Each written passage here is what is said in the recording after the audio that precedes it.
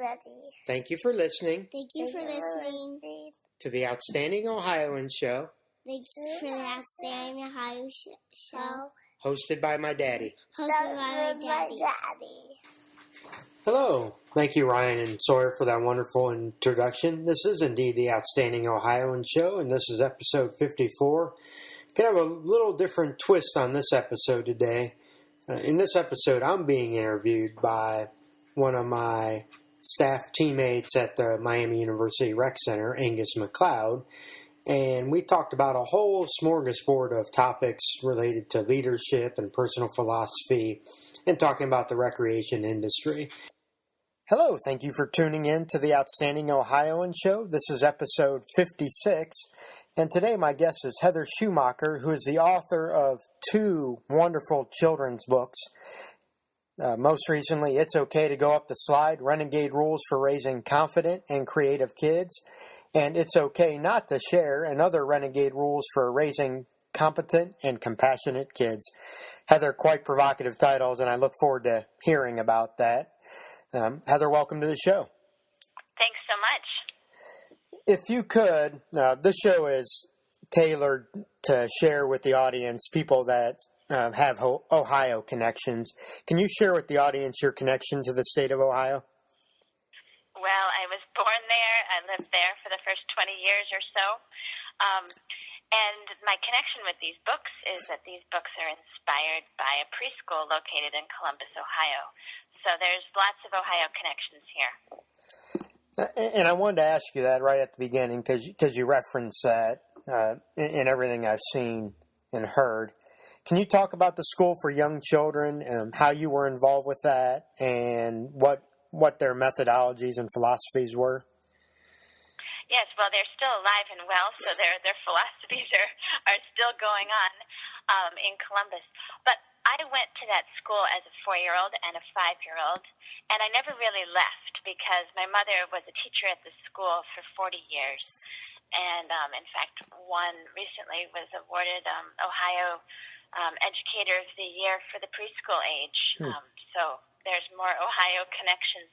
But this school is a little unorthodox, and the reason I say never left is when your family is connected to a school like that.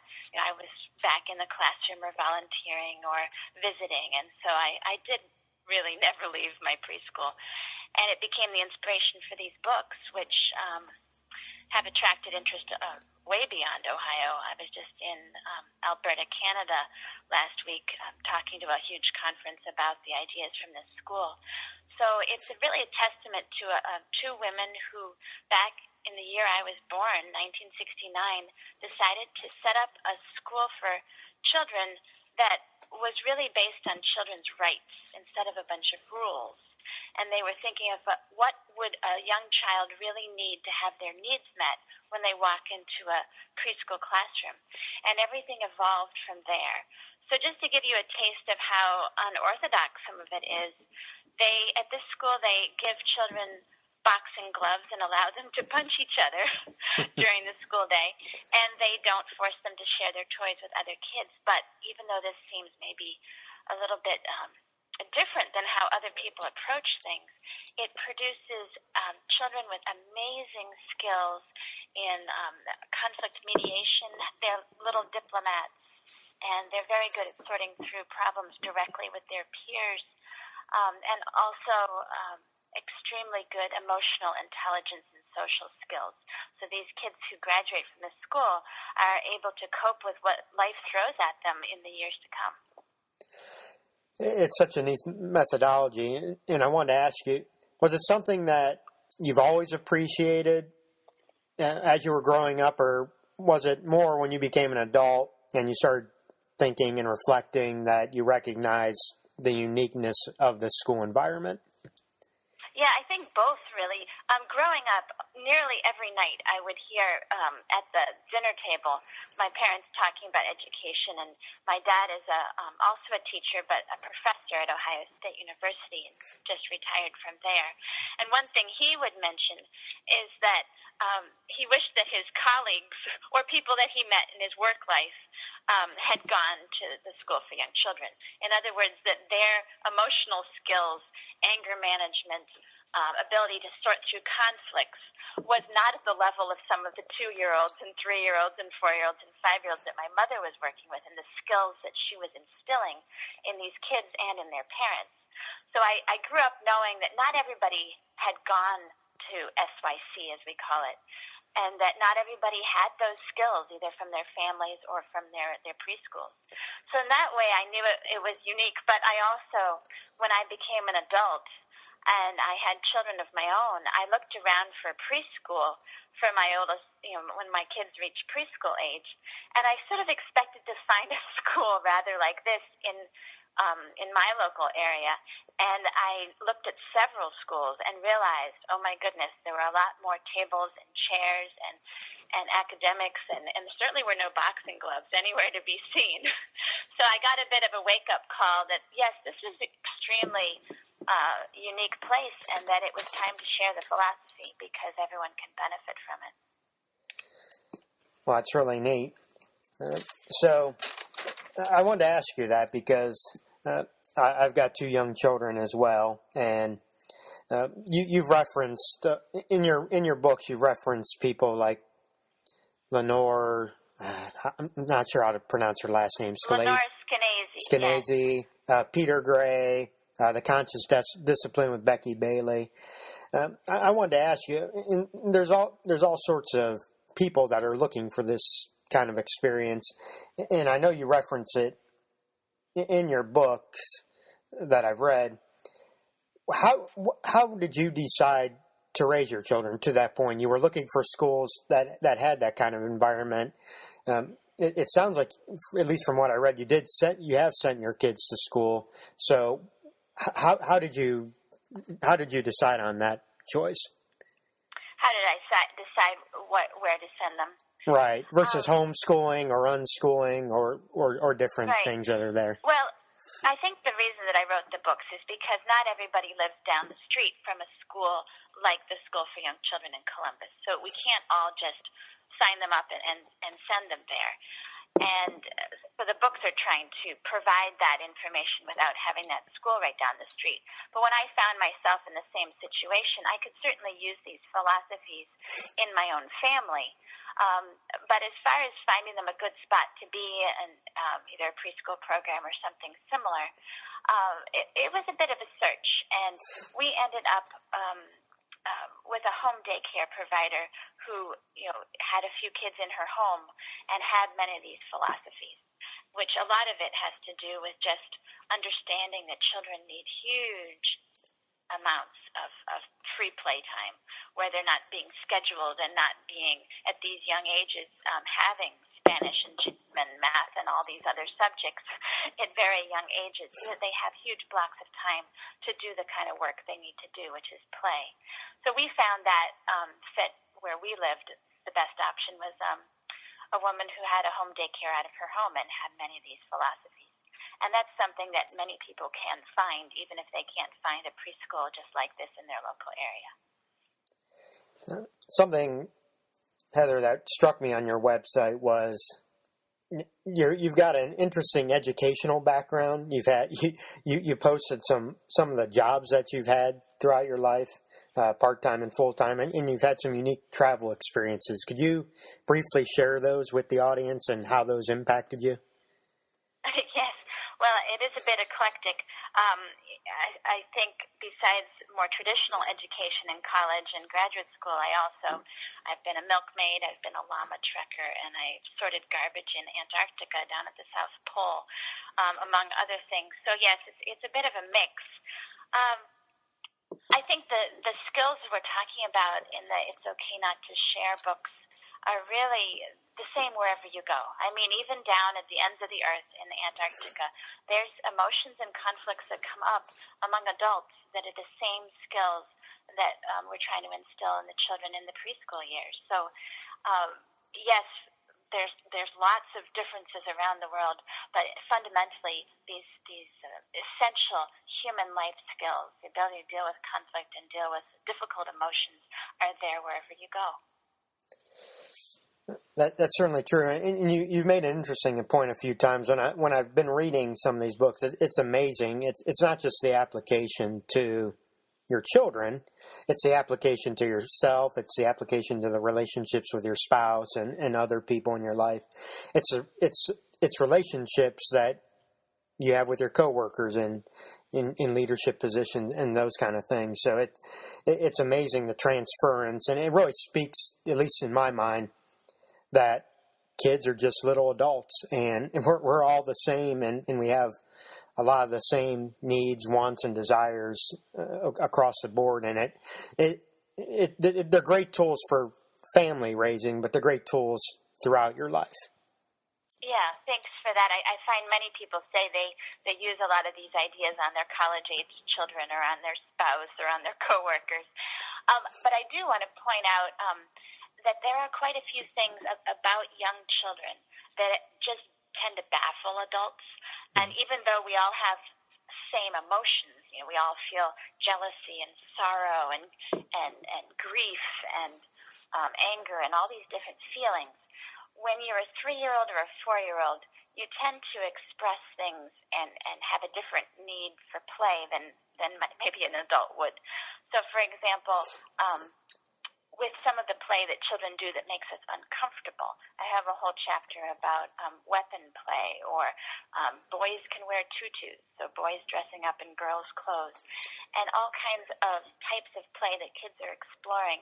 Some of the things that kids may do that puzzle us are really different than adult needs. I mean, a lot of kids have a desperate need to go dig in mud puddles, or they have needs to put on a Superman cape and dash around the room. So even though we have a lot of the same human traits, we also have different needs. And I think a big part about raising young children and working with young kids is understanding what their needs are, how those needs sometimes differ from adults. For example, the need to move their bodies. They have a huge need to move their bodies, and often we count this as misbehavior, especially with some of the boy children or kids with high energy, that we're always getting them in trouble or getting them in trouble for pushing and shoving each other when actually they're trying to make friends. So some of the book is about deciphering what are these little people up to and how can we support them best without thinking that they're disobeying us or getting in trouble all the time. And in some ways, they're just like us. They have the same sorts of feelings. Thanks for the clarification. And what I did, Heather, is I wrote down some short phrases that are intentionally very open-ended, because they're key points in your book. So, but before I recite those and ask for your thoughts, I had a couple questions before we go there. If you had to define what your central parenting theme or a couple themes are, what would those be? Yeah, well, one of them is about respect, and that to respect somebody, no matter whether they're young or old, short or tall, is about understanding what their needs are. And so that's a first step in order to have a good relationship. Another one is what I call the renegade golden rule, which is simply that it's okay, meaning whatever kind of play the child has chosen, it's okay if it's not hurting people or property. So whatever idea they may come up with, don't try to change it or say, that's not a sword, that's a magic wand, or the dinosaurs should actually be friends with all the other dinosaurs instead of eating them up. That the play ideas are fine as long as it's not hurting real people and property. And another really central one, I think, has to do with the emotions, which is that all feelings are okay, but all behavior isn't. Okay. Something that I really liked about your books, Heather, is you tell stories and you have your viewpoint on topics, some of which we're going to cover here in a moment. But what I really liked is you have a toolbox, or you call it a toolbox. You have words to say and words to avoid. And I really appreciated that, because that's something that a lot of us, when you're reading something, it might be anecdotal for you, but it's still theory for me. But then how can I apply it? It was really a valuable tool that you put in the book. So I greatly appreciate that. Well, good. Yeah, I get frustrated with parenting books that assume you have a lot of time as a parent and assume that you can just dig through the book. So I wanted to make sure that parents could just go to a certain page and get a refresher. Oh, yeah, this is something I can pull out of my pocket and say when I don't know what to say, when I have this situation with my child. And so I tried to make it very easy to remember and very accessible because, face it, parents don't have a lot of time. They're busy with kids and busy with jobs. Right. Okay, so I wrote down some short phrases, and I was hoping you could go a little bit deeper from your book and what you meant by that. Sharing, it's obviously one of the book titles. Talk about the sharing, because a lot of parents feel like kids should always be sharing when other kids want to play with them. Right. Well, sharing is a big topic, and we often ask kids to share even as soon as they can walk, at very early ages. And what we typically do, because we're trying to help instill generosity and kindness and awareness of others and all these good social skills and moral development. But the way we often go about it actually delays this natural generosity. And here's what I mean. If we say, you've had that a long time, you've been playing with that truck a long time, be nice and share with your friend. Or 5 more minutes, I'm going to set the timer, and then it's Joey's turn.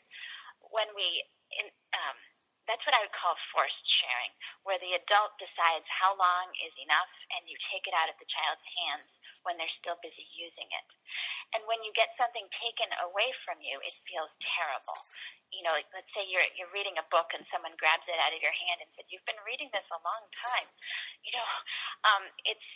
There's a lot that goes into when we're ready to share something. And for a young child, they do best with taking turns and waiting till they're all done. So time is very, it floats around in the child's mind. So 5 minutes doesn't mean anything to them. When they're done, they're done.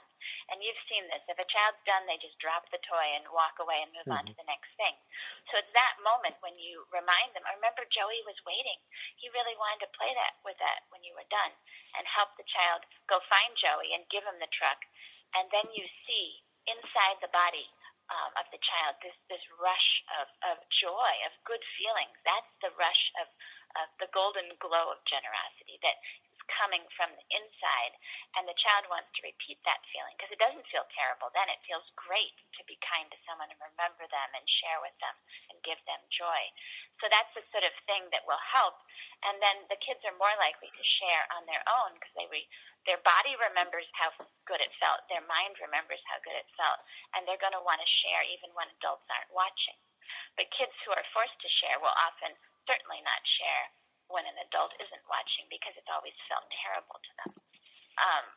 But another aspect of that is the waiting child, the child who's not getting instant gratification. They want the toy, they say, "Oh, he's not sharing," but they have to wait until she's done. That teaches such incredible life skills. Being able to have delayed gratification and coping with frustration and anger and jealousy, which are difficult emotions to cope with, and learning that you can cope with them and cope with them in appropriate ways, and not manipulate somebody by saying he's not sharing and getting the adult to swoop in and take care of your wish for you. Mm-hmm. So it helps both kids incredibly with emotions and conflict skills and standing up for themselves. Right. Okay. Next one I had was street smarts and stranger danger. Yeah, that's in the second book. It's okay to go up the slide.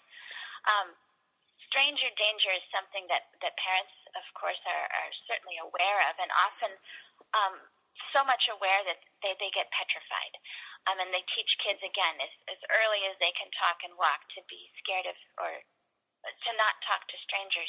I have a chapter saying, let your kids talk to strangers. And here's why, is because it's actually safer that way. For one thing, we confuse kids, and they don't know what a stranger is exactly. They think as soon as they learn the person's name, that they're no longer a stranger, for example, or young children in these preschool ages might think a stranger is somebody with a hat or somebody with a beard, or it's very confusing in their mind who is a stranger, who isn't. But more than that, it's more likely the things that we're worried about, the serious harm that can come to kids, is more likely to happen from people the child knows. It's unfortunate, but it's just the truth. The family members, the neighbors, the friends, the acquaintances are much more likely to seriously hurt a child than the strangers. The strangers are much more likely to be the helpers, whether they're police officers or passers-by helping out to help a child who's lost or scared or hurt. And so statistically, it's much. It teaches the child the wrong message. It teaches anybody you know is okay and you can trust them. Whereas what we need to be teaching kids is basic body safety. If it doesn't feel good, it isn't good. You know, that icky feeling, to trust their gut. If something makes your stomach feel icky, then stop and get away. All that basic body safety. And then also giving them a chance to develop judgment. So that if by interacting with the clerk at the grocery store or somebody at the library or someone walking down the street, having a chance to interact with people is what helps develop and hone these instincts, their survival instincts. And the more kids practice with it and develop what's known as street smarts, the better they are at judging real danger.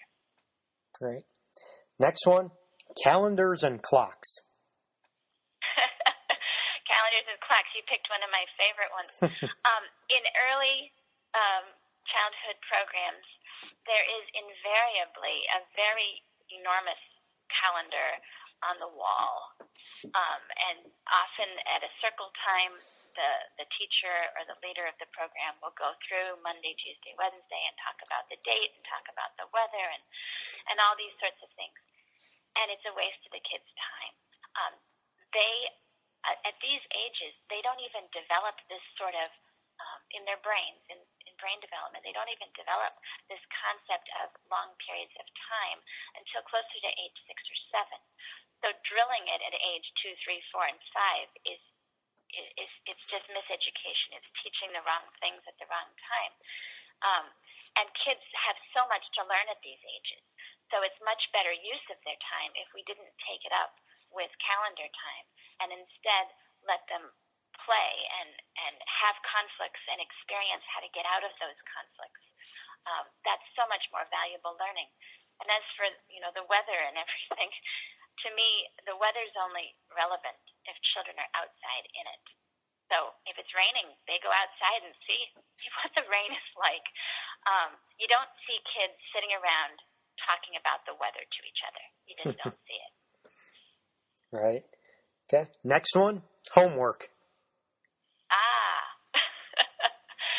Yeah, well, America at this point in time seems to have an obsession about homework and the belief that the earlier the better, both for teaching reading and writing, and the earlier the better for establishing habits of homework is the key to success.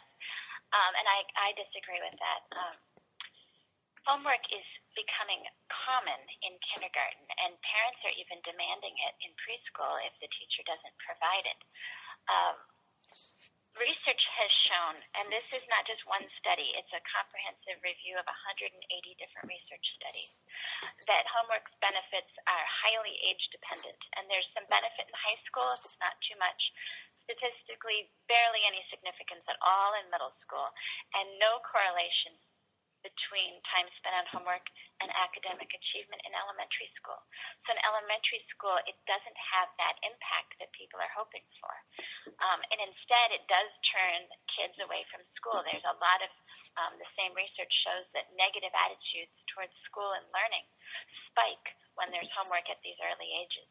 So the earlier, the worse when it comes for homework. And our family personally bans homework, and I explain in the book a whole section about options that you can take, ways that you can be respectful, communicating with the teachers. A lot of teachers, especially the ones who've been around for a while, understand that this is not the most helpful way of learning for this age. And it tends to be the newer teachers who assign the most homework. Right. The next one is near and dear to my heart. I'm a recreation staff member at Miami University. Talk about recess. Recess, yes. Well, recess is a bit under attack these days. You know, when I was growing up in Columbus, we had 3 recesses a day, morning, afternoon, and lunch recess. And that was good. It felt like the right amount as an elementary school student. Today, many schools in this country do not have any recesses at all for kids as young as kindergarten. And children need to use their bodies. They need to move. They get in trouble at school when they don't move their bodies, and the answer to that is moving their bodies and moving it in a way they want to. It's not the same as gym class. As a child explained to me, what's the difference between gym class and recess? Well, in gym, the teacher tells you what to do and you can't be with your friends. It's a totally different thing. And I mention that because some schools are substituting gym class over obesity concerns rather than, and they're getting in place of recess. But recess is a break from being told what to do. So a lot of it's physical movement, but for some kids it's standing around or sitting around and chatting with friends. So it's not always about movement. It's about being yourself, having a break from being told what to do all the time by adults. And kids need this desperately. They need it for their emotional stability and health. They need it so they're not stressed, but they also need it to learn and focus in school. And they've done all kinds of studies that support this. But, for example, just one of the many says that children with ADHD, attention deficit disorders, they benefit by having more recess. Their brains are able to focus, their memory skills, their learning, their problem solving. So their brain focus and skills are able to be better after having recess. So in order to come back to the classroom and focus on academics, they absolutely need recess. All right. Now, kind of marrying the last 2 topics, can you talk about what I would call informal reading? Yeah, explain what you mean by informal reading. You reference in the book reading for pleasure rather than assigned reading or adult-dictated reading.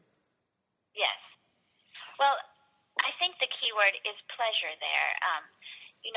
Kids should be able to find joy, especially in these early ages, in books and stories.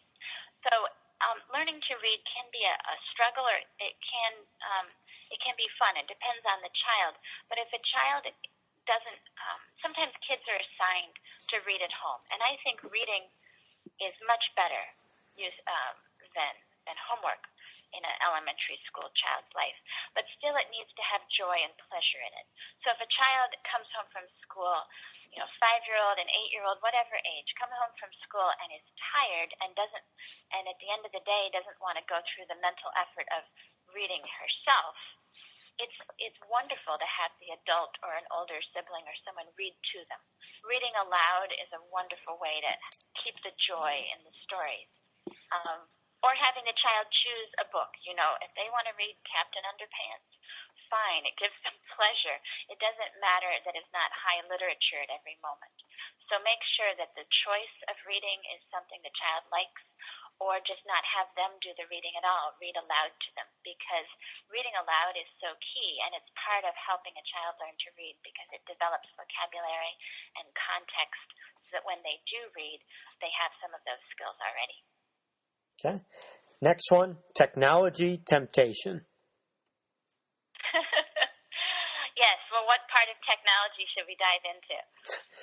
Well, we could talk about, we call it in our house screen time, and it basically means anything, whether it's applications on a phone, an iPad, or television, or a computer. Right. So I guess screen time, if you could. Well, so in my second book, It's Okay to Go Up the Slide, I have a section about technology, and part of it is about screen time and how we can provide some healthy guidelines for kids. And the other chapter is really about adult use of screens. Right. Because face it, they see us with our nose in that little device way too much, and they see us struggling to provide healthy boundaries of when we put that thing away and when we don't bring it to the table at dinner and when we, and when we're fully present with them. So I think when we talk about screen time, we, especially with young children, we really need to be aware of our own use of it because we're modeling. This is the way we don't sit down at breakfast and stuff our face with chocolate cake, at least not every morning. Mm-hmm. We try to model nutrition. We try to model manners. We try to model all sorts of good life habits. And we have to remember that technology is one of those good life habits we have to model. It's a tool. How do we use it as adults? And then how can we help our children establish healthy boundaries so that they have a full and rich life as well? So that's a huge thing with screen time. And with screen time of the kids themselves, the younger they are, the less they need it. Using a computer is not that hard. We as adults learn to do it as adults. They don't need to get ahead in the world and start using a device super early. The skills they need to use as preschoolers, the young children, and even into early elementary school, most of the skills that they really need to build that are tricky are the social skills, the emotional skills, the physical skills, all the real life interaction skills. And screens have many wonderful things.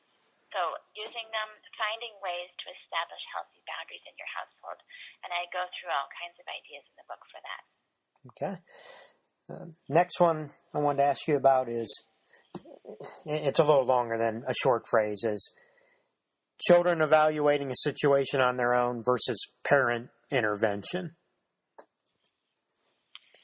Yeah. Now, are you talking about some of the ideas about risk, for example?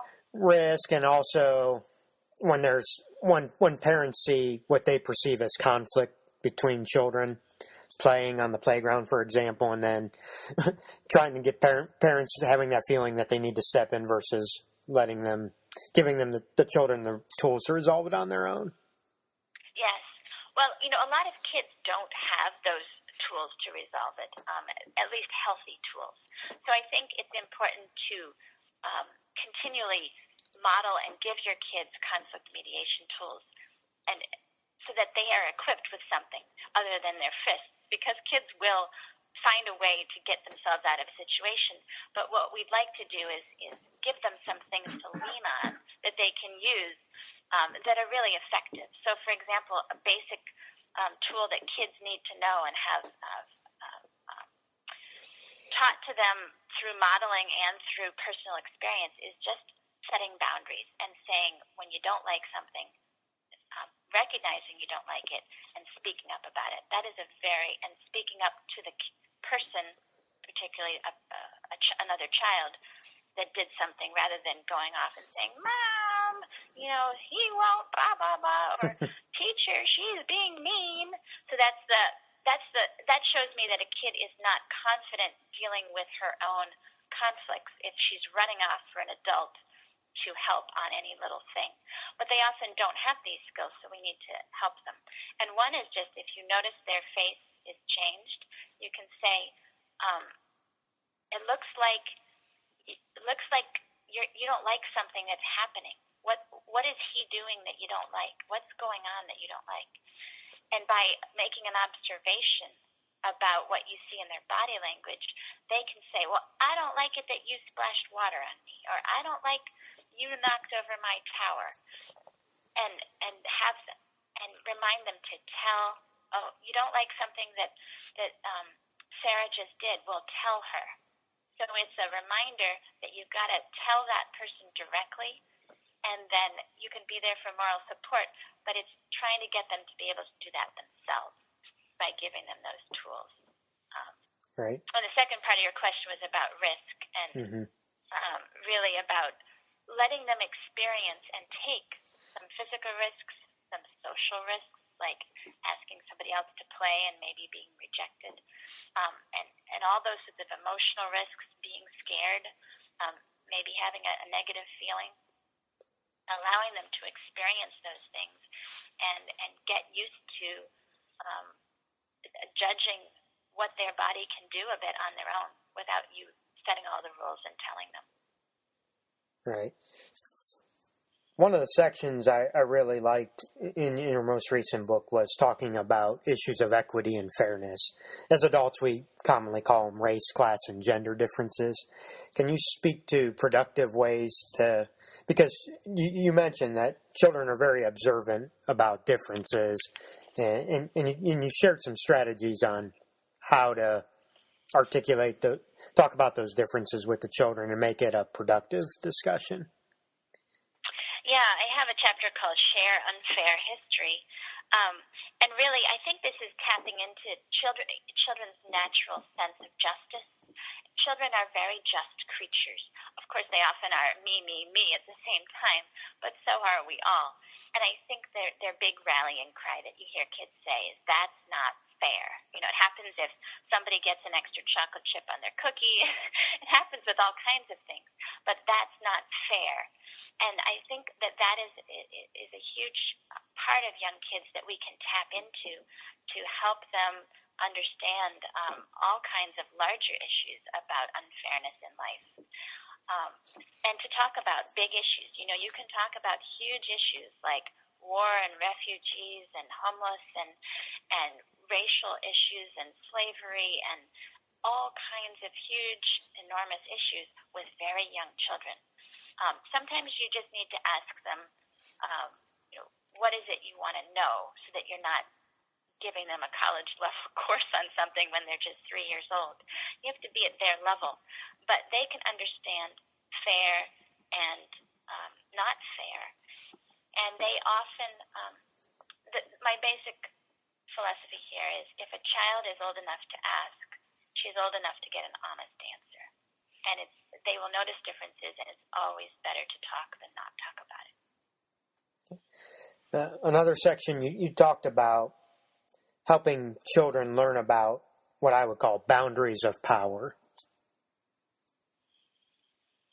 Yes. Which part were you thinking of for that?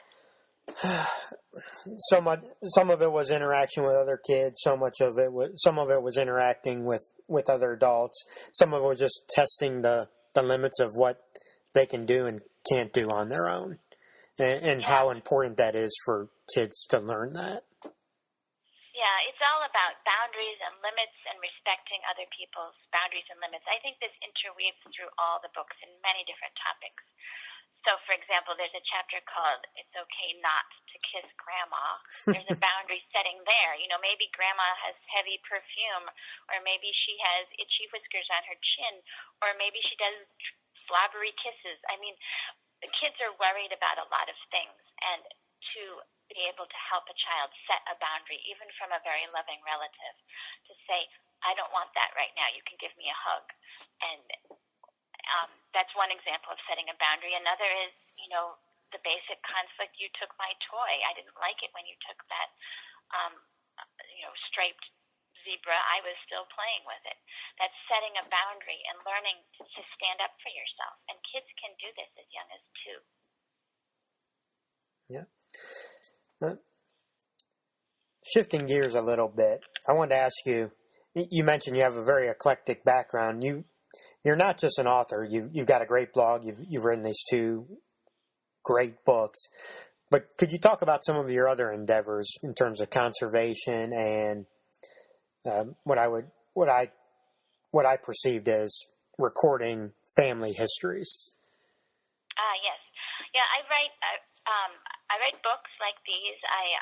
My background is also in land conservation, and I've worked with nonprofits on environmental issues for years.